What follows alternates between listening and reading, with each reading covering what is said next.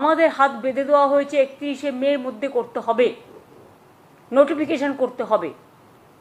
তাই বাধ্য হয়ে আমি জানাচ্ছি দুটো প্রসেসই আমাদের চালু থাকবে। একটা হচ্ছে সুপ্রিম কোর্টের অর্ডার অনুযায়ী আমরা 31শে মের মধ্যেই সুপ্রিম কোর্ট যে অর্ডারটা দিয়েছে সেটা নোটিফিকেশন করব।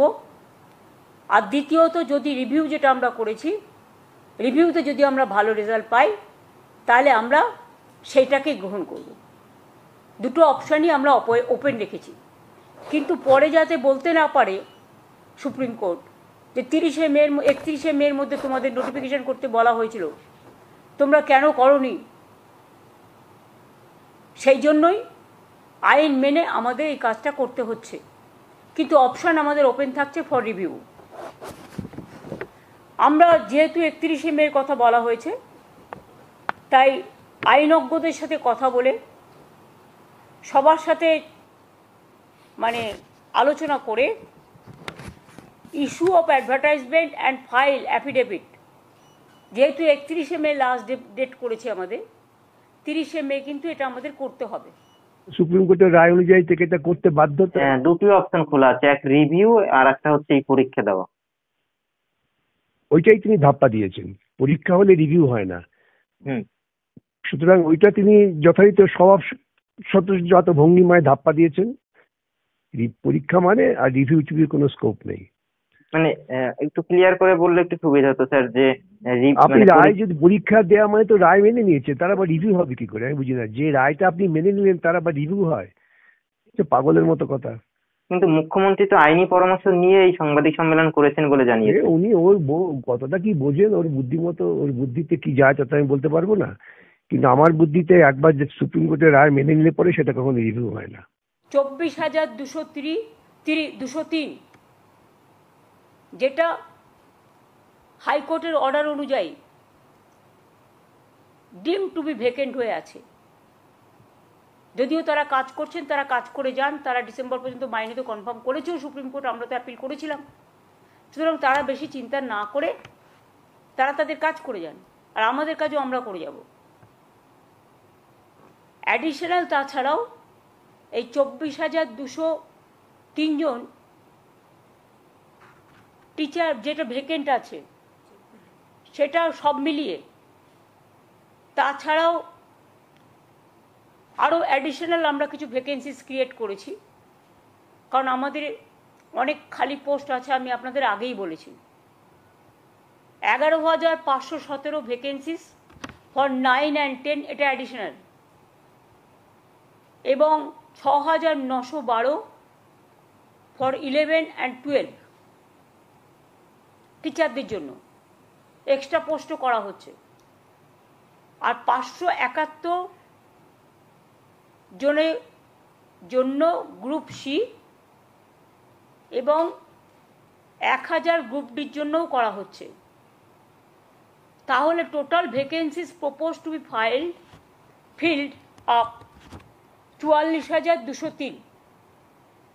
মোট ভ্যাকেন্সিস 44,203। ওই আরেকটা দুর্নীতি, ওটা করেই তিনি দুর্নীতি করলেন এবং আর গোটা পরীক্ষা ব্যবস্থাটাকে উনি আবার ঝুলিয়ে দিলেন, যাতে কেউ চাকরি না পায় সেই ব্যবস্থায় উনি করছেন। কেন উনি দুর্নীতি করলে সেটা নিয়ে আদালতে যাবে, আদালতে গেলে পরেই আটকে যাবে সব। আপনারা আবার আদালতে যাওয়ার কথা ভাবছেন? যারা যোগ্য চাকরি প্রার্থী পশ্চিমবঙ্গে লক্ষ লক্ষ বেকার ছেলে আছে, তারাই মামলা করবে। আমরা তো সৈনিক মাত্র। তাদের কি পরামর্শ দেবেন আদালতে যাওয়ার? আমাকে পরামর্শ দিতে হবে না, তারা নিজেরা তাদের অধিকার বোঝে। সবাই তো মুখ্যমন্ত্রীর মতো বুদ্ধি নিয়ে চলে না, অনেকের নিজস্ব স্বাধীন বুদ্ধি বিবেচনা আছে, তারা সেভাবেই চলে। মুখ্যমন্ত্রী আর একটা মন্তব্য করেছেন যে এতদিন যারা কাজ করেছেন তাদের অভিজ্ঞতাকে অগ্রাধিকার দেওয়া হবে বলে তিনি জানিয়েছেন। আরেকটা দুর্নীতি, বললাম তো, এই যে কথাগুলো তিনি বলেছেন, তিনি জানিয়ে রাখলেন যে দুর্নীতি আমি করছি, দুর্নীতি করলে আদালতে মামলা হবে, আবার আটকে যাবে, অতএব কারো ভবিষ্যতে চাকরি পাওয়ার কোনো সম্ভাবনা নেই। সেই রাস্তাটাই মুখ্যমন্ত্রী আগে থেকে পরিষ্কার করে জানিয়ে দিলেন।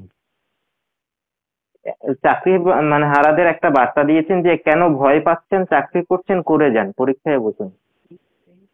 সেটা উনি কাকে, আসলে আন্দোলন চললে পরে ওর বিপদ হচ্ছে, যারা টাকা দিয়ে চাকরি নিয়েছে তাদের নাম প্রকাশের চাপ দিচ্ছে তো।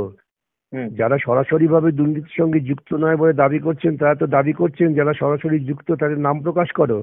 সেই নাম প্রকাশ করলে পরে তো মুখ্যমন্ত্রী পালিয়ে যাওয়ার পথ পাবেন না, তাই তিনি ওদের ভাঁওতা দিয়ে এগুলো বোঝাবার চেষ্টা করছেন। একদমই এই প্রসঙ্গে তিনি একটা মন্তব্য করেছেন যে যাদের টাকা ফেরত দেওয়ার কথা বলা হয়েছে এবং যাদেরটা বাতিল করা হয়েছে এবং যাদের বলা হয়েছে তোমরা এই পরীক্ষায় বসতে পারবে না, তারা অন্য বিভাগে যোগদান করতে পারবে, কোর্ট নাকি বলে দিয়েছে।